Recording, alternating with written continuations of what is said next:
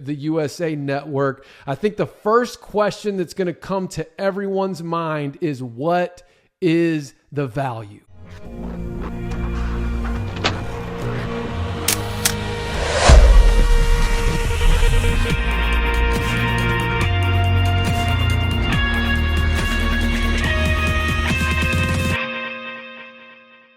What's up, everybody? Welcome to another episode on the College Underdogs YouTube channel. We are the show that goes beyond the blue bloods. I'm your host, Trey Smith, and I'm going to ask you right now, before we get into the things we're going to be discussing this evening, to just hit like and subscribe right down there. Subscribe to this channel, like this video, share it with someone, leave a comment. Let's get this thing as big as we possibly can. This channel, it's all about representing the underdogs of college football. If you're a fan of one of those underdogs, whether it's a tier 1 or a tier 2, this is the channel for you. So go ahead, hit subscribe, stay tuned, connect with the community. We have all kinds of conversations that happen on these videos. We're building a movement, the underdog movement, and I want you to be a part of that. So please hit subscribe, and let's hit our next milestone right here on this channel. It's 5,000 subscribers. We're so close. In fact, you watching this video could be the 5,000th one. Hit subscribe, join the community, and let's keep representing for the underdogs of the college sports world.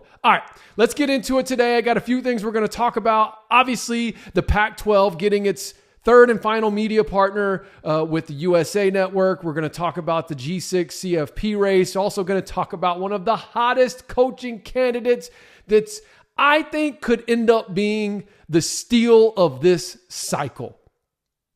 And that's none other than Coach Eric Morris. And UNT fans, if you're watching, don't freak out. I know you're wanting to rally as many resources as possible to keep him in Denton, but rest assured, I'm going to give you what I think is something that'll give you peace of mind if you do, in fact, end up losing Eric Morris, which is what it's looking like is going to happen.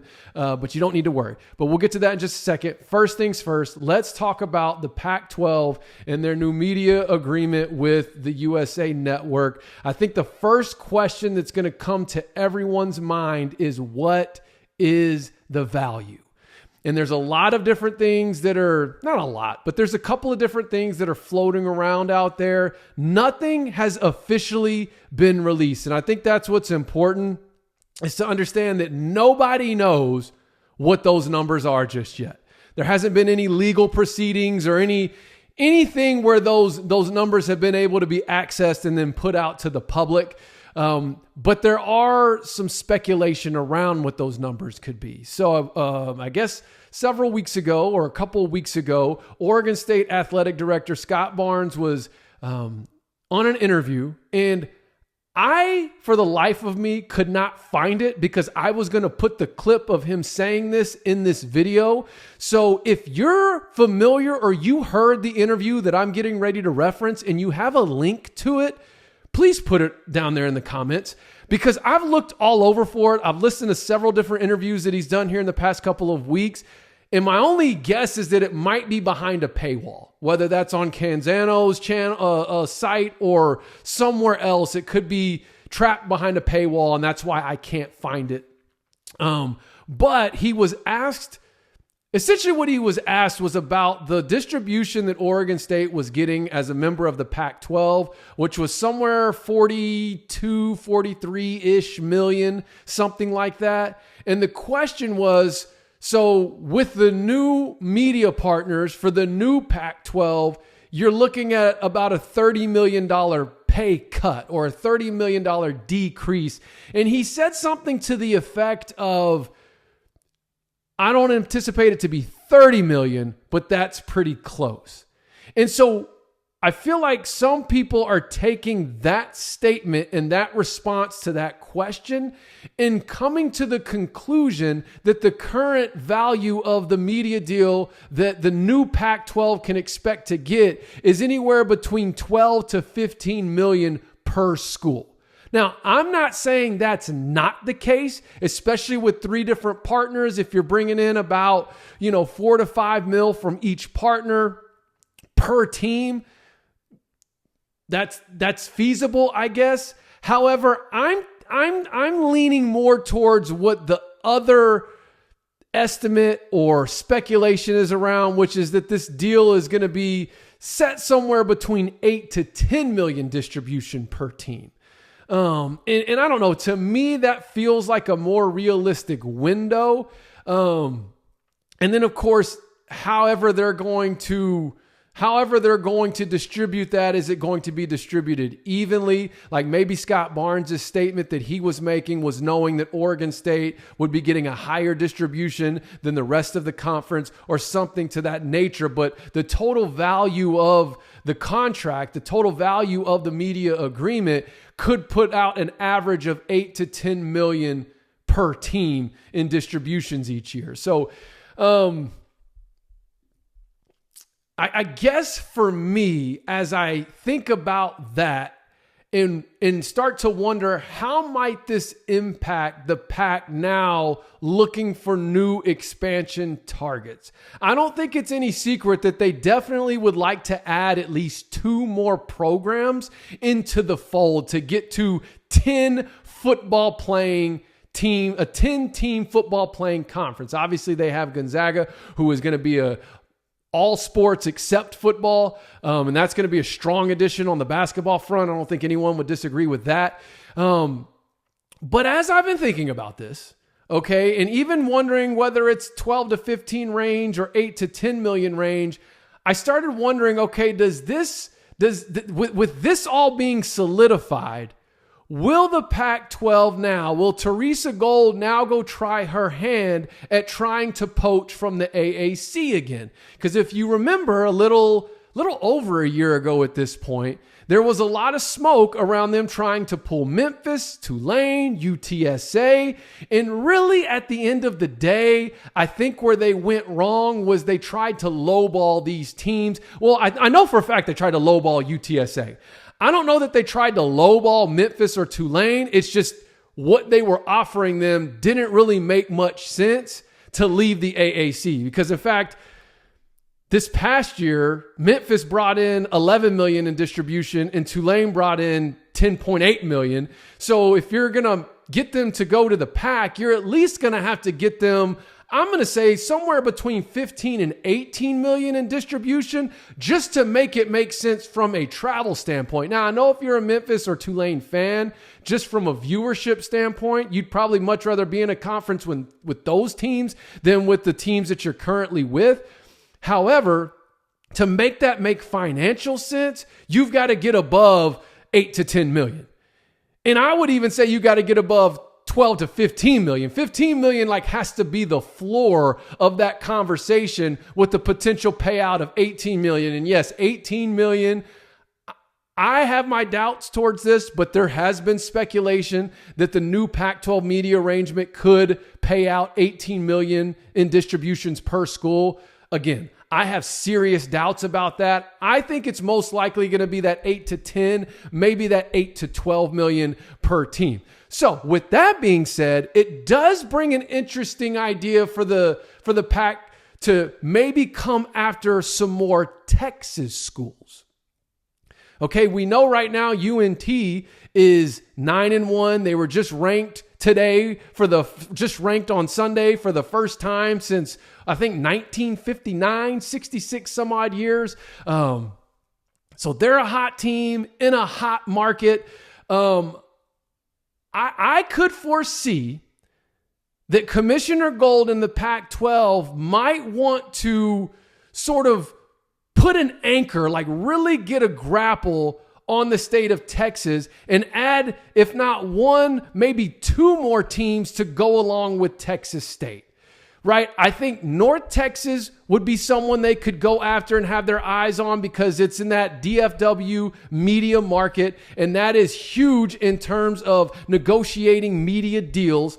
And then I don't know if UTSA, if they run it back with UTSA, we know there's an obvious interest there because they were trying to court them into jumping ship over a year ago. So could you see a scenario where you had a North Texas and a UTSA or North Texas and a Rice? I know Rice sounds like, wait, what? But yes, there's not just the academics, but Rice generally in football brings forth really good viewership. Now, how would UTSA be impacted as it pertains to like basketball and other sports in terms of joining the PAC? Would it be a football only type arrangement?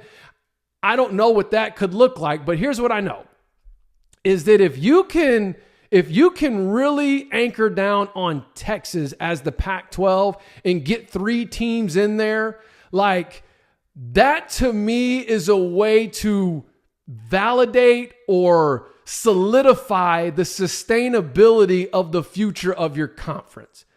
Not just the population of the state, but the talent density that's there from a recruiting standpoint. It gives you an instant footprint in the most talent-rich state in the country, not named Florida. There's also the TV inventory that I just referenced. If you could bring in the DFW market, you've got San Antonio if you went UTSA, you've got Rice if you go Houston, you've already got Texas State with that Austin market. And so now you've got 3 major markets in the state that are now a part of your conference. And then on top of that, just like I said, the overall stability. I think that if the PAC wants to poach from the American Conference, their only hope of getting teams is to probably focus on these teams right now like UNT, UTSA that aren't drawing a full share from the American right now. They're bringing in like between 4 and 5 million a year. I don't know if any of them are at 5 million actually. Let me look. Hold on, I have it right here. Let's see, UTSA is at 4.9. North Texas was at 4.2. So, you know, if you can offer and bring them in at a full share, somewhere in that 8 to 10 million, it would make a lot of sense for those programs to listen. I think what happened a little over a year ago, particularly with UTSA, was that they got lowballed, and it was like the Pac-12 was almost a little too egotistical about their approach, thinking, hey, our brand power is going to be able to attract these teams that are only 2 years or so removed, or this team, UTSA specifically, that's only a couple years removed from playing in the Conference USA. But we are in a landscape right now where I'm not saying that brand power doesn't carry any power, but it doesn't carry as much power as the bottom line, which is that money. So I think if they look to add a couple of teams from Texas, from the American, they're going to have to look to bring them in at a full share and also decide if that's what they want. Because I also know the Mountain West may not fully be out of the picture in terms of trying to poach a couple of more of those teams. I also think that if this realignment stuff gets active again with the Pac-12 and we start see some moving and shaking, I think the American Conference needs to spin the block on Air Force, trying to solidify the sustainability of their conference by having Army, Navy, and Air Force all in the same conference. So let me know your thoughts in the comments about this Pac-12 arrangement with the USA Network, and then how might that impact their focus for expansion. I don't think the question is, will they expand? It's who will they look to target, and then who can they actually entice? I know what most of you are thinking, well, if they're going to poach from the American, they need to go after Memphis, Tulane. Like, that needs to be their top 2 targets. And like, I don't disagree with that. I just don't think they're going to have the money to be able to make it make sense for either of those 2 programs. But I do think that with this new agreement with the USA Network, that their overall distribution, especially if it's in that 10 million range, you might want to look at circling the block on a program like UTSA, as well as even UNT. And speaking of UNT, we'll go right into our next point of discussion here, which is the CFP race, which is, again, I said it last weekend, and I'm going to say it again this weekend. I still think the American Athletic Conference is in the driver's seat. I think right now UNT completely controls its own destiny. If they win out, they're in the CFP. They're definitely controlling their own destiny to get to the conference championship, with Navy upsetting South Florida on Saturday. But now I think you've got Tulane and UNT both set to win out and will meet in the conference championship. I do think that if Tulane wins that, even with 2 losses, they get in the CFP over JMU. And I definitely think that UNT, if they went out, having that win against Tulane would be enough to obviously get them in the CFP over JMU. I know the AP poll has JMU ranked higher than them right now. I don't think that'll be the case with the CFP release on Tuesday. But even if it is, what we all have to understand here is that JMU is looking at playing Southern Miss in their conference championship. And Southern Miss just lost to Texas State. Is that who just beat them this weekend? I don't have it in front of me. I know they lost, and I don't have that sitting in front of me right now. But, in fact, I'm going to look it up. Sunbelt, because I want to make sure I'm accurate here. Pretty sure that's who it was. Yeah, they lost to Texas State 41-14. So that beating Southern Miss, which I don't think is a shoe-in for JMU necessarily, but beating Southern Miss in their conference championship won't have as much power with the committee, in my opinion, as whoever wins between Tulane and UNT. What are your thoughts on that? Who do you think is in the driver's seat to get that CFP bid out of the G6? I think ultimately if UNT is the team that wins out, them winning out means they would have a win over Tulane in the conference championship, and they would have that win over Navy, which both of those I think carry more weight than any win right now on JMU's schedule. I think what could help help sort of give us an idea of who's going to have the better resume, so to speak, between UNT and JMU is, let's see how JMU measures up against Washington State this weekend. Because if you remember earlier this year, North Texas beat the brakes off of Washington State. So if JMU wins, but even it's only by like a field goal or a couple of points, I think that's something that has to be taken into consideration. And just the fact that UNT is in this discussion gives me a little bit of validation, simply because if you remember, if you've been following this channel for a while, I was on 365 Sports a couple of years ago as a guest, called in with Smokey and all those guys, and we were talking about realignment, talking about the American Conference. This was when UTSA, North Texas, UAB, FAU all had just joined the American Conference. It was going into that season, and I was talking about how much joining the AAC was going to impact programs like UNT.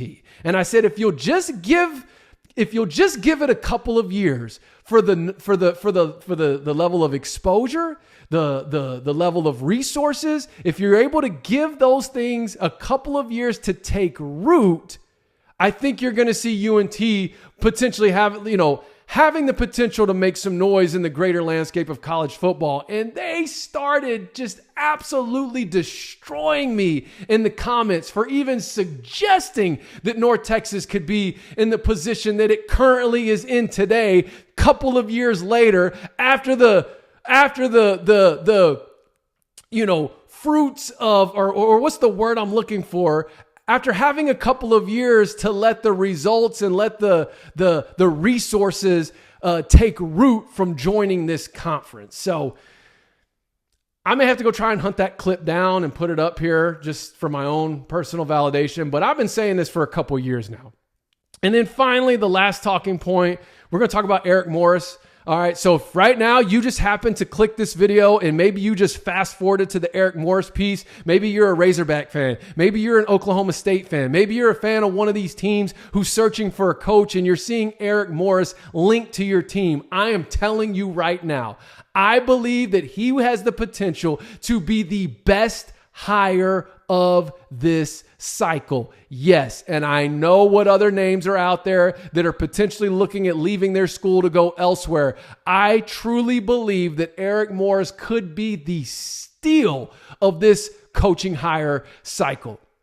And the reason why I'm just going to speak on him for a couple of seconds or a couple minutes here is because on a prior video, when I was breaking down the different candidates from the AAC that Arkansas could have been targeting, I did that on a video a couple of weeks ago. Somebody put a comment and said, yeah, get ready for another left lane hammer down Chad Morris hire, talking about Eric Morris. And I'm sitting here like, man, this guy who made that comment could not be more misinformed about Eric Morris.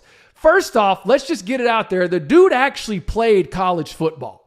All right. He was a receiver at Texas Tech. He's a part of that Mike Leach coaching tree. So he doesn't have his background coaching high school ball, which I'm not knocking that, because look at guys like Joey McGuire, okay, who that was where he cut his teeth and spent most of his career. But this guy was a part of the Leach tree. Okay, he was his assistant. Then he went on. He was an assistant at Texas Tech, I think, when Kingsbury was there. He's been a head coach prior to North Texas, and he turned Incarnate Word a winner where he recruited Cam Ward because he's a finder and developer of talent. And with some of these schools that Eric Morris could end up at, that's a key skill you have to have. You have to be able to go find and identify diamonds in the rough and then develop them. And not just develop them over the course of 4 years, but develop them quickly. And that's exactly what this guy does. Okay, if you look at his time at North Texas, he somehow found a way to build a culture and build a program, even though he's hardly had any continuity since he's been there. Every year he's had a new starting quarterback. Every year he's got a new star receiver and a new running back. Right now, the guy who's rushed for nearly 500 yards and 9 touchdowns in the last 2 weeks is a freshman from like a small town in Oklahoma. So this is a guy who knows how to find the guys that fit his system, plug them in, and develop them very quickly. Look, North Texas isn't a team that got like top tier talent in comparison to the rest of the conference year in and year out, like teams like Memphis and Tulane do. I mean, he's seemingly flipping key components of his roster year in and year out. And even I got to eat a little crow because his first year, like, I was very hard on Eric Morris. Like, I was constantly talking about how it seemed like there was zero accountability in that locker room from watching particularly how his defense played. He proved me wrong. And I've said it before. I'm like, look, he's not a guy that's going to come in and instill fear in your locker room that all the players are going to be scared of. He's very much a player's coach. He's an offensive guru, though. He's very much a tactician archetype coach, but he's also a player's coach. And so what I would always call into question his first season was like, man, does he have what it takes to really hold this locker room accountable, hold these coaching staff guys accountable? And he's done that. You look at his defense from year one to now, it's night and day. And he's made some changes with personnel on that side of the ball. And then his offense just continues to get better each year, even though, like I said, he's having to change out key components of the roster every year, year in and year out. Heck, he's got a 0-star quarterback right now that walked on, didn't even start a game in high school. His star running back is a freshman from small town Oklahoma. Like, this guy, I believe wherever he lands at the Power 5 level or Power 4 level, whether it's in Arkansas or in Oklahoma State, he's going to win a lot of games. Because he has found a way to get more out of less. He's found a way to go to these underdog mid-tier programs and turn them into what we're seeing right now with North Texas, which is a playoff contender. He has a system, he has a philosophy, he stands on it, and it works. So that's my little Coach Morris appreciation. Now, the last thing I'll say, okay, before I sign off here, if you're a UNT fan and you just heard me go on that and you're like, no, we can't lose our coach, here's the good news for you. What Morris has done at UNT in 3 short years is made that a very desirable job. Kids are going to want to go in the portal, whoever, like that is going to be a desirable job to attract talent. And I believe that wherever Morris ends up from here, North Texas is going to have an opportunity to bring in a coach that can just pick up where he left off. Very similar to JMU. They lost Signetti a couple of years ago. They bring in McChesney, and he's literally picked up right where they left off. 2 years ago, we're having a conversation about the NCAA needs to grant this appeal for JMU to be able to be playoff, to be able to be allowed to play in the playoff if they're the highest ranked G5, or I'm sorry, it wasn't the playoff at the time. It was the New Year's 6 bid. right? And then here we are 2 years later, they're in the same conversation for a playoff contender, 9-1. And so I think that that's the position that the North Texas program is in now. I think Eric Morse has done a great job, but I think what he's done is he's also made it so much better for whoever comes in after him to just carry on the torch. So, man, that was a lot today. Y'all let me know your thoughts in the comments, specifically about the Pac-12 expansion and how this new media arrangement with the USA Network might guide their search or their approach moving on from this point. Let me know what you think about this CFP race for the G6. And then Eric Morse, where do you think he ends up? Maybe you're a fan of one of those teams that's got their eyes on him. How would you feel about him how would you feel about him being the coach of your program after hearing the things that I just shared about him? And everything I said about him was straight facts. So that's it for me today. Please hit subscribe. Please like this video. Leave a comment. Turn on those notifications. And until next time, Trey Smith, College Underdog.